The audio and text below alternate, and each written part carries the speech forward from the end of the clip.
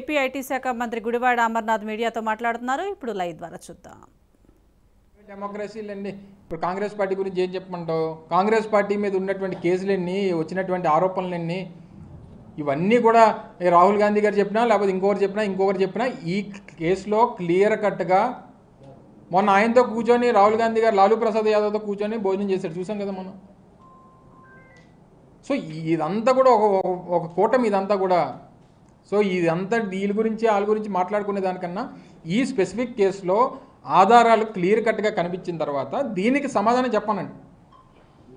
అది చెప్పకుండా ఏది పడితే అది, ఎలా పడితే అలాగా చంద్రబాబు నాయుడు గారికి మేము అండగా ఉన్నాం, మేము వెనకాల నిలబడాం, మేము ముందు నిలబడాం, ఆయన చేతికార కింద ఉన్నాం, లేదా ఇంకోటి ఉన్నాం అనేటువంటి దానికన్నా ఇందులో వచ్చినటువంటి ఆరోపణలకి ఇదిగో ఇది చేయలేదు, ఈ తప్పు మాది కాదు, లేకపోతే ఈ డబ్బులు పలానా దాన్ని ఖర్చు పెట్టాం, ఇంతమందికి స్కిల్ ఇచ్చాం, ఇంతమందికి ఇన్ని సెంటర్లు పెట్టాం అనేటువంటి చెప్పానండి. సిమెన్స్ సంస్థ వచ్చి ఏం చేసింది చెప్పానండి.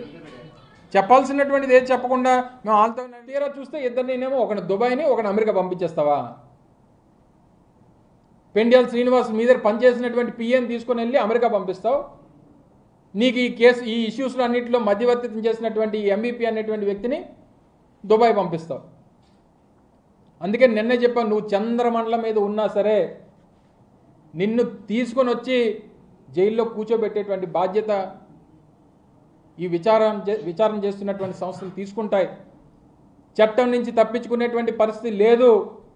నువ్వు చేసినటువంటి పాపాలకి, నువ్వు చేసినటువంటి తప్పులకి, నువ్వు చేసినటువంటి అవినీతికి, నువ్వు చేసినటువంటి అక్రమాలకి, నువ్వు చేసినటువంటి ప్రజా సంపద దోపిడీకి సమాధానం చెప్పాల్సినటువంటి బాధ్యత వచ్చింది, చెప్పాల్సినటువంటి పరిస్థితి వచ్చింది. మీ మీద పెట్టినటువంటి కేసులకి కనీసం 10 సంవత్సరాలు జైలు శిక్ష పడుతుంది. నువ్వు తిరిగి మళ్ళీ మాటలు చెప్తావు, నువ్వు సూక్తులు చెప్తావు, ప్రవచనాలు చెప్తావు, మళ్ళీ సింపతి కోసం నన్ను అరెస్ట్ చేస్తాను. నిన్ను అరెస్ట్ చేయకపోతే ఏం చేస్తారు? నిన్ను సినిమాల్లో కూర్చోబెట్టి సినిమా చూపిస్తారా? నువ్వు చేసినటువంటి తప్పులకి. మీ అందరికీ తెలుసు, లాలూ ప్రసాద్ యాదవ్ గారు 14 సంవత్సరాలు ముఖ్యమంత్రిగా పనిచేశారు. 60 లక్షల రూపాయలు, 70 లక్షల రూపాయలు ఫోటర్ స్కామ్లో డిఫరెంట్ ఇష్యూస్ ఉన్నాయి. పోనీ 5 కోట్లు అనుకోండి, పెట్టలేదా? జైల్లో పెట్టలేదా?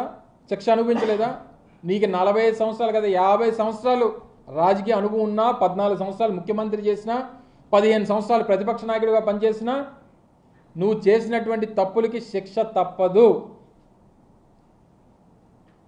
ఇవన్నీ ఎంత పెద్ద ఎత్తున స్కిల్ పేరిట, నైపుణ్య అభివృద్ధి పేరిట ఈ రాష్ట్రంలో ఉన్నటువంటి లక్షలాది మంది పిల్లలకి, యువతకి ఉపాధి చూపించేటువంటి దానికి ఉపయోగించాల్సినటువంటి నిధులు మళ్ళీ తిరిగి 2018లో ఒక వ్యక్తి